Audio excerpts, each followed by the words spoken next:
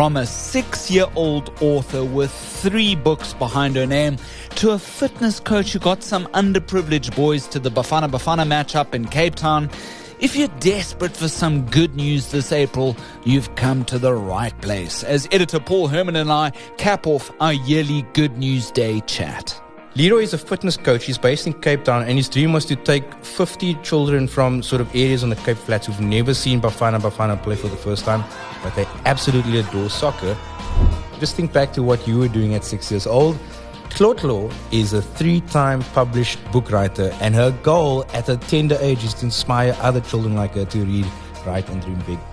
Later in the show, Mzansi got its very first centralised national police force with On This Day in South African History, our regular segment heard later. New episodes of The Lead air Monday through Thursday at 7 p.m.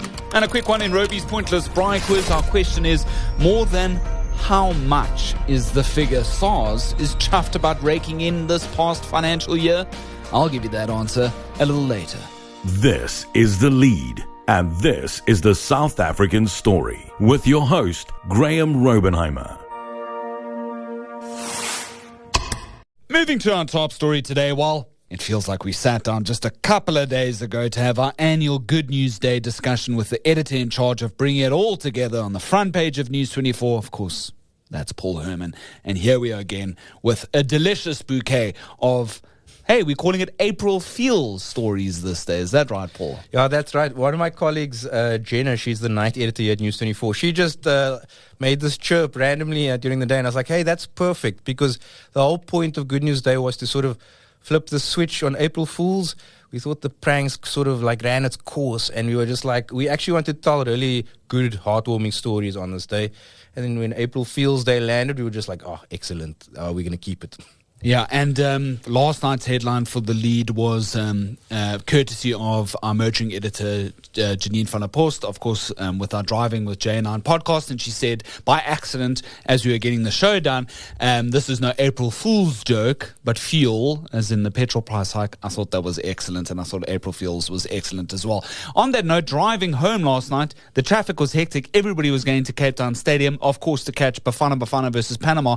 They were joined by this very, very interesting gentleman by the name of Leroy Maluka. Here he came out with this beautiful initiative campaign that he was launching sort of through his Instagram to get some 50 children from underprivileged backgrounds, underprivileged parts of the Cape Flats in Cape Town to take them to go watch the footy.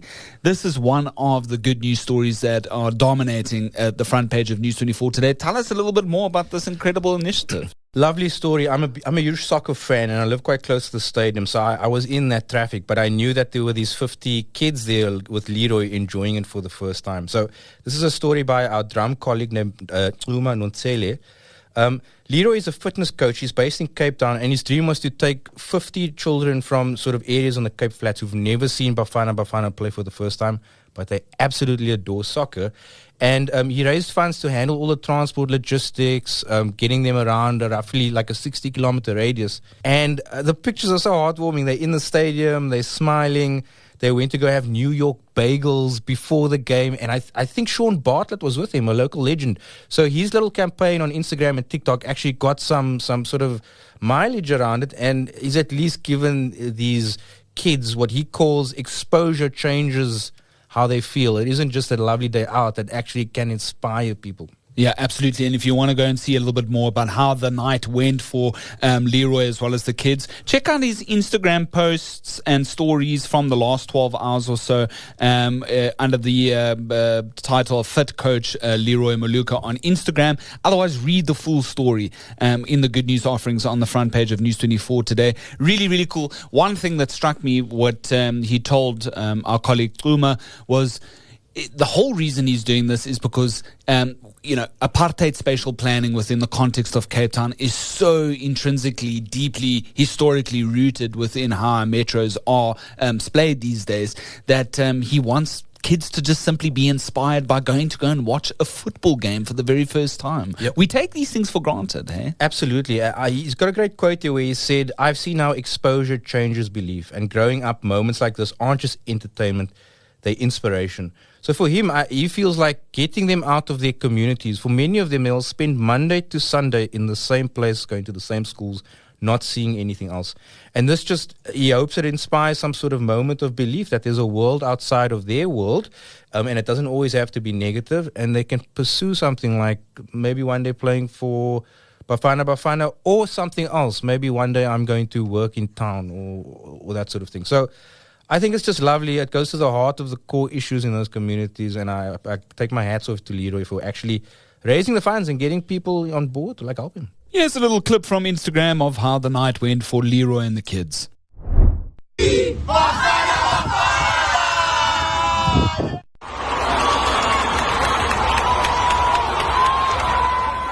So today here we have Mr. Sean Bartlett, who won the 1996 African Cup of Nations with South Africa. The last time South Africa won something, and who is joint top goal scorer or top goal scorer?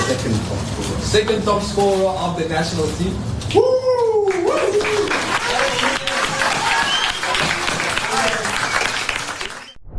Yeah, if you're looking out for that headline, it's Coach delivers dream to take Cape Flats kids to see Bafana Bafana for the very first time. Look, Bafana lost. It was a bit of a rude awakening, 2-1 against Panama.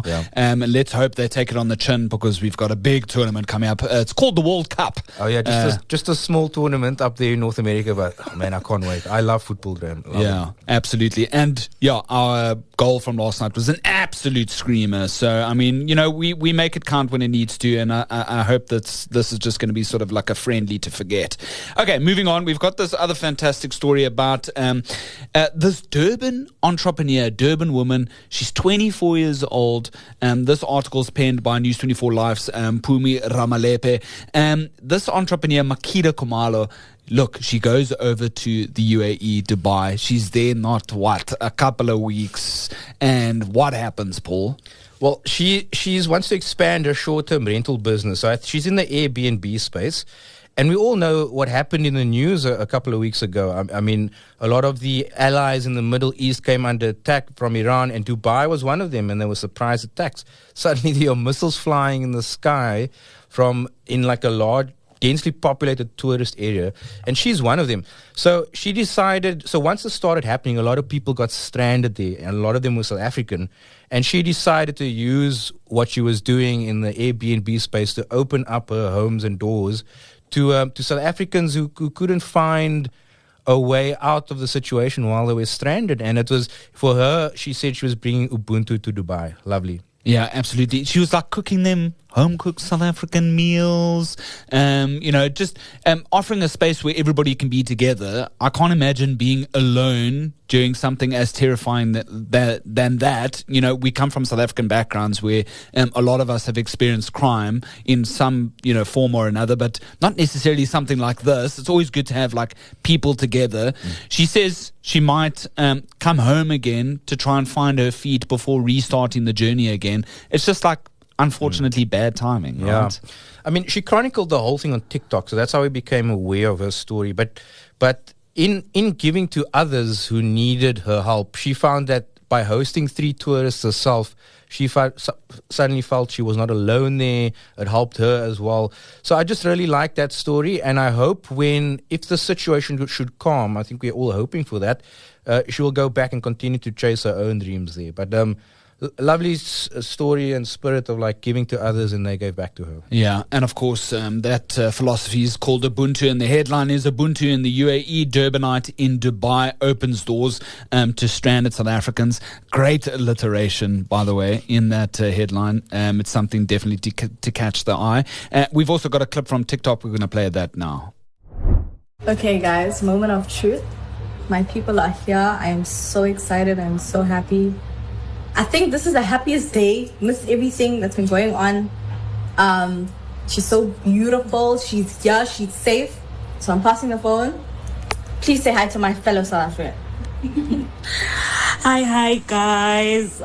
Thank you to TikTok. Thank you to the TikTok community. I finally made it to her, and I'm here. We're safe. It's so good to be with someone from home.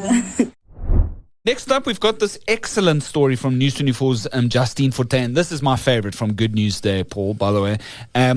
Dude, I can't wrap my head around this because when I was 6 years old, I had, my fingers in my mouth and I was a little dweeb running around Belleville streets. But here we have 6-year-old Tlolo Tseka who has published 3 books already.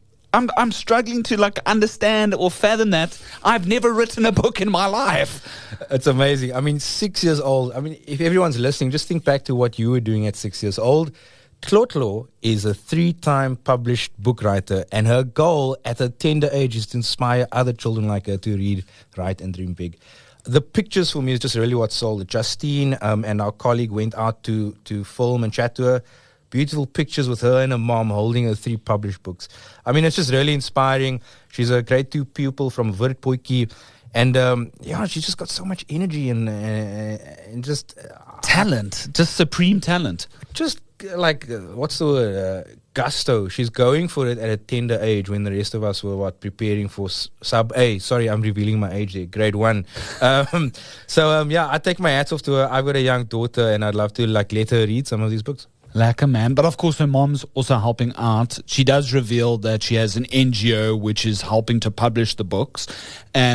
Most of the work is 100% Tlolo's, but she just edits it and refines it. Obviously, with she laughs about some of the spelling errors. So if you're wondering how the books eventually got, of course, there's a very helpful mommy helping out, Of course, it's just a lovely initiative. It's meant to inspire. One of the headlines is, I remember when mommy is sick, my arm hurts.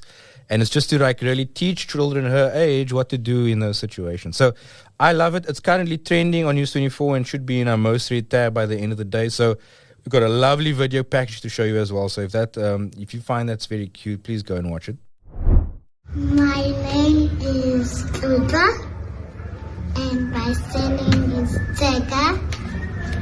And I am 6 years old. And I am in grade 2. This is my first book. The name of my first book is I Remember When. Let's end off with, I think, one of the finest offerings and one that you're quite chipper about, Paul, and it's going to be definitely one of our most read before the week is out. Penned by our food editor colleague Kelly Anderson, she interviewed Oryx CEO Samantha Skyring about how Samantha was introduced once upon a time to this wonderful Kalahari salt deposit. She ends up selling her home. She raises these funds whilst she had fallen pregnant and then went on to build painstakingly this authentic African salt business from the ground up. She's had numerous partners over the years that have come and gone. And then today Oryx is in 20 countries, even the US. It's an amazing story. And for those people who shop at certain outlets like Woolworths, you might have bought Oryx Desert Salt. I certainly have some in my home, and I had no idea the backstory behind it. I absolutely love these sort of what I call them origin success stories. They take you about the origins of how these South Africans did it. And Samantha's story is exactly one of those. Selling her home, having this idea, using Namib desert salt, and now she's in 20 countries as well as in my home. What I really liked about Kelly's story is that she actually goes back to the beginning and she paints a little story, gives little details about the actual process in finding and refining salt. And a lot of the comments, there's about 30 comments so far talking about the educational aspect. They didn't know all the work that went into refining salt. And it's comparisons to ordinary sort of table salt without, giving away any of the big name brands. But I think which salts we're talking about. Yeah. But how much chemicals go into that, whereas as opposed to Oryx, and this also blew my mind, is that we're so used to the plastic grinders, Paul, and I didn't know this upon reading this article, is that in actual fact, that's not great for us. Those are tiny little microplastics that are potentially going into our food because the grinding of the plastic wears down over time. And in actual fact, Oryx has ceramic heads. But marketing for to remind people about the fact that you're buying something with that extra value add in ceramic heads has been something that has been a bit of a trial and error for Samantha. Exactly. I mean, it's really what's so interesting in the articles is all these tidbits that you learn, and I want to read one of the user comments. Definitely filled in some gaps in my understanding of the whole story. Oryx chili salt is my absolute favorite thing to add. So I love those little details about the ceramic heads and what it does to the salt, and versus what it does when you don't have those things, what's actually going into your food and into your body. Salt is probably the most used sort of commodity in food and in cooking. It's probably important that we know what we do. And at least here's a great success story from a South African trying to do a bit for her own business, but also for the produce. Yeah, Kelly's story really, fleshes out Samantha's life story. Some time ago, we had Samantha on the show with Bruce Whitfield's Business Week, and specifically the angle there was speaking about this chance encounter that she had upon Lion's Head. Let's have a quick listen to that clip, and of course you can also go back to that edition if you want to learn more. So I had met already somebody the previous week, and on this particular walk, I ended up sharing that I was looking for an investor. So I'd done a lot of that for at least 9 months. So it wasn't the only conversation or the only output of, the requirement for Oryx and myself to upgrade and to get the capital for the growth. And this beautiful human, Paul, had also met somebody in the mountain, and they now have a business together. And this other person, Francois, who I'd never even met, knew my current new investor. And so he pitched on my behalf, not even having met me, which is so incredible. But if you'd like to read the full life story, it is definitely trending on our front page. This South African mom sold her house, bought 34 tons of salt, and built a global brand, as penned by our News 24 food editor, Kelly Anderson. These are just a small handful of the total number of good news stories this Good News Day on News 24. What's been your favorite? I'll mention one more that I really loved. There's this Cape Town runner who chose to do what's called the Endless Loop Challenge. You run 6.7 kilometers until you can't anymore. He managed to run about 100 kilometers, and in so doing, he surpassed his BackaBuddy target of 25,000 Rand. So far it's sitting on 30,000 Rand, and some commenters have said they're going to donate as well. It's all going to the Smile Foundation to help children with surgeries. But, running is such a big thing, and here's someone using his body to actually raise some money for other people. So this year, we really wanted to focus it. We called it the Good News Top 10. It's really a digestible thing to do at the end of your day. Go and read all 10 stories or for this whole week and just really feel inspired. There's lots of things going on that could get us down, least of all the petrol fuel price stories. But there are still great things going on in the country. We want to talk about it. Yeah, absolutely. How difficult sometimes are, to find these particular stories. From my mind's eye, they tend to happen quite naturally. You can't necessarily try and manufacture them.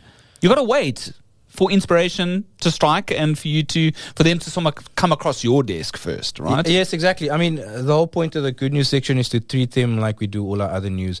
In the past, we would probably try and go out and find them as much as we possibly could, but a lot of the times you sort of end up finding stories that you wouldn't necessarily cover otherwise.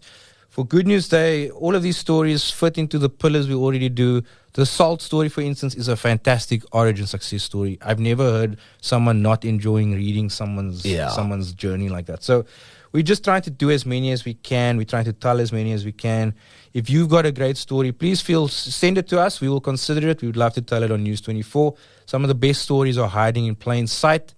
And there could even be stories about how someone started out 20 years ago. Yeah. And can you sense there's more broadcasters joining News 24 these days? I don't know. I opened a forbidden door here at News 24, Paul. We've got Saskia Falcon, of course, a radio legend in her own right, now helming up one of our Good News pods. What's it all about? Yes, it's called The Odds in Our Favor. It's our first Good News podcast, and it's sponsored by Old Mutual Wealth. Saskia, every week, once a week, talks to pioneering South Africans, and these are people that are fixing things. They are rolling up their sleeves to fix things in their areas, be it sort of the education space, the justice space, trying to source sanitary pads for schools. It's a really productive and useful thing to speak to South Africans who are actually making a difference, especially when we feel like those who should be aren't helping out as much. So that's the gist of a podcast. Every Friday at 7 o'clock, you'll hear a fascinating or interesting conversation with a South African just like you who's trying to make a difference in their space and doing it. So at the moment, we do 1.6 million sanitary pads throughout Southern Africa.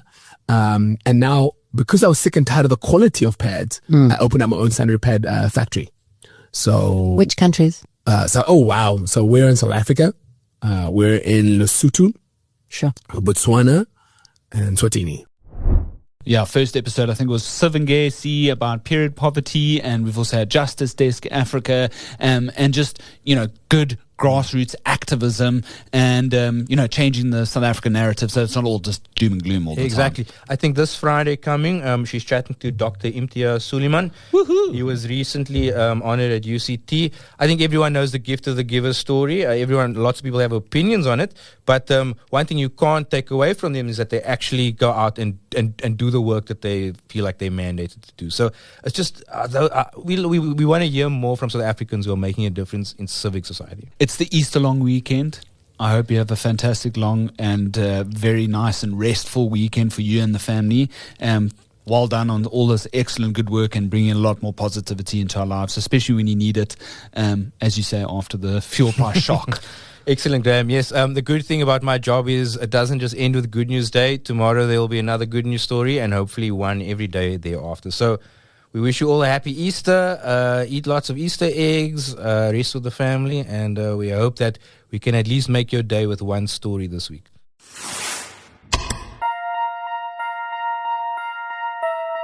And finally, Ending off now with On This Day in South African History, that's courtesy the SA History online database. While the Union of South Africa at this point got its very first centralised police force on this day, the 1st of April 1913. Well, that's when the Police Bill and Defence Bill came into effect for the Union. Before this, there were some small separate forces for specific regions, including the Cape Colony, the Natal Colony, the Orange River, as well as the Transvaal. Initially, the SA Defence Force's military police had to help out the SAP to get it off its feet. So I guess really nothing new there. It wasn't long though until the SAP's mettle was tested with the mine workers strike and Indian passive resistance campaign on the Witwatersrand as well as KwaZulu-Natal, then known as Natal respectively. Now, with 19,000, an estimated number of miners downing tools in July of 1913, the SAP was forced to call in the army to quell that mass action. As we speak, history, as we know, tends to repeat itself as hundreds of soldiers gear up to assist the SAPS in its anti-gang efforts. And shifting now to Rauby's Pointless Bright Quiz, well, we asked more than how much is the figure SARS is chuffed about raking in this past financial year. More than 2 trillion rand, and that's a fat whack. SARS boss Edward Kisvet is smiling. He says that's more than 8% higher than the previous year. Our country's tax base has also grown. It's now at 34 million. That's according to our News 24 business journalist Garth Tierneson. Just a comment to say that I hope the fruits of Kisvet's labour, as well as the rest of the SARS team, doesn't go to waste, a la crime and corruption. Oh, Graeme, why do you have to be so cynical when we just had a fantastic chat with Paul about all the good news offerings under the sun this Good News Day on News 24? Well, if you've enjoyed the chat, keep it here on News 24. The show is coming out Monday to Thursday at 7 p.m. wherever you get your podcasts. If there's anything top of mind, drop us a comment below or get in touch with us a little bit more formally at thelead@24.com. My name's Graeme Raubenheimer, and so long as there's trusted good news first, we'll have The Lead.